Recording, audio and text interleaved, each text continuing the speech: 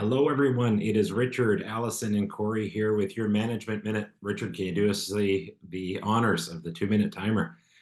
Alrighty, so you've heard about February 1st, the new obligation for unaccepted offers to be coming in. Richard, can you tell us a bit more about that? Well, thanks, Corey. I read with great interest on December 13th when our regulator sent that email off to the licensees about three obligations, but the one we're focusing on today is the notion of the unaccepted offer. As a buyer's agent or as the listing agent receiving an offer that doesn't get accepted.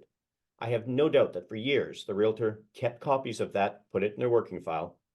But come February 1, the regulator expects that to be delivered to the brokerage.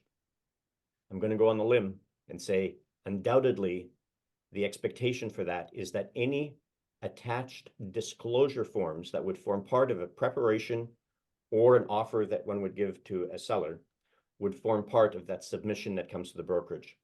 And so I'm thinking we're going to have a whole lot more files that we're going to be opening up as a brokerage.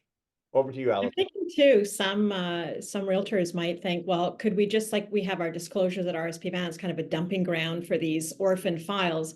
Would that system still prevail for this huge amount of documents that we're dealing with?